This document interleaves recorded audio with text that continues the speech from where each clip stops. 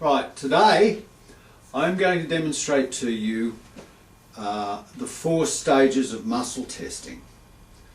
Now I will go into the detail of this after we've shown you the demonstration, but we do the 4 stages of testing to actually get more information from the client.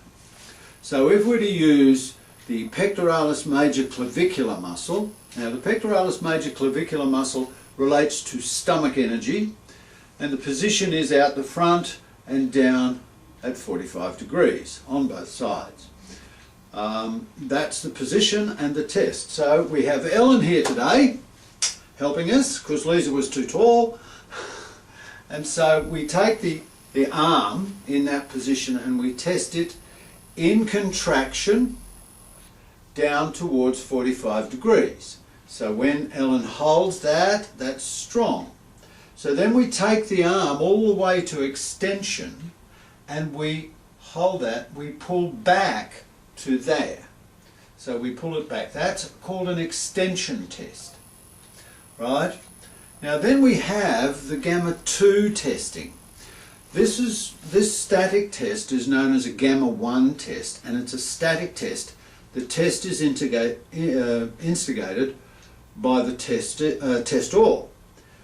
With the gamma 2 testing, it's a moving test, and this is instigated by the testee, and that is where they take the arm from there to there with their movement first.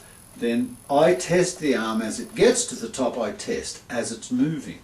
So we take Ellen and you bring your arm up and I test. Now that's moving from extension to contraction. Then we have the other one which is moving from contraction to extension. So moving down to extension and test. Now we do that on both sides of the body. Hold and bring it up and hold and take it down and hold. There. That's done with the pectoralis major clavicular. Now another very common muscle to test is the anterior deltoid muscle, which is 30 degrees out the front. Just come towards me slightly. It's 30 degrees out the front. So that looks, in the 4 stages, that looks like contraction test, extension test, moving to contraction, moving to extension. Okay, that's what the muscle testing looks like. And with the movement tests, the gamma 2 tests, you must, the testor must push on the muscle as the muscle is moving. So that's what gamma 1, gamma 2 tests look like. Okay, so thanks to Ellen, who's gone now, you've seen how we do the 4 stages of testing. Now the reason that we do the 4 stages of testing, as I mentioned before in my earlier videos, we want to find the cause of the problem, not just fix a symptom. And each of those muscle tests shows us something specific about what's happening. And if, for instance, a contraction test of the pectoralis or of the anterior deltoid or any other muscle, contraction test shows us exactly what's happening right now. Now that's fine, because right now everything's fine. When the muscle is tested in extension in gamma 1, that's a static test, it shows us if something in the past has not been dealt with.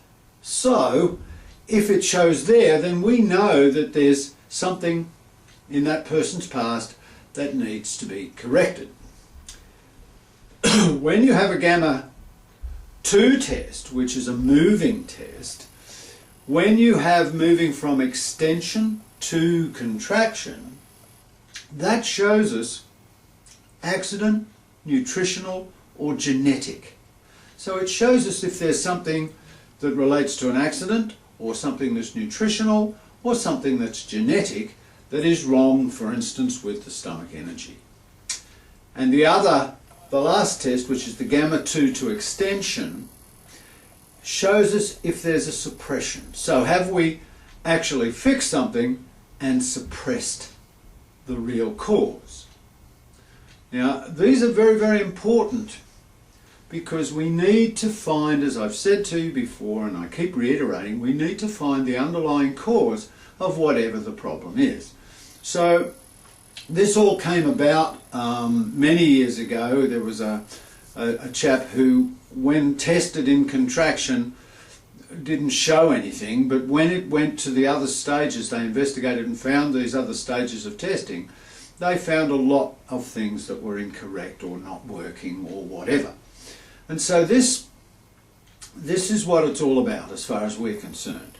Now, what you do with that, first of all, we have to talk about the extra 4 stages of testing. Well, actually 2 stages of testing. 4.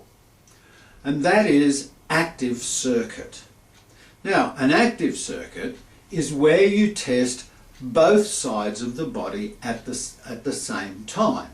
So in an active circuit with the anterior deltoid muscle, you would have one hand out 30 degrees, the other one just back past the parallel, and you would have, in a gamma 1 test, you would have the tester test that, right? And then on the other side, also the same. Now, of course, in active circuit, there is the gamma 2, which means that you're moving like that. So you test now, test. Now, that doesn't show us the specific thing that's wrong, but what it does show is that there's something that's amiss, something's not right when the person is active. And this is very important because in a stable situation there may not be anything wrong, but as soon as the person walks up a set of stairs or something like that, it can show an imbalance. So this is why we test the active circuit.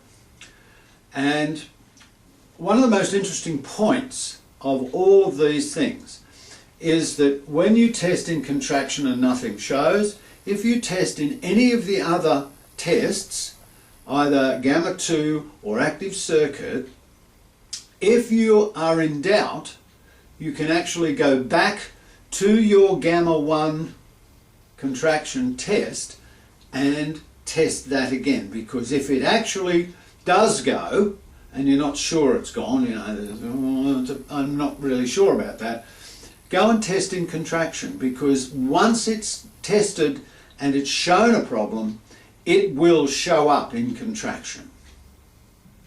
So that's a very, very important aspect of when you're muscle testing. If you're not really sure, just go and test in contraction again, and if it's gone, well, you'll be able to see.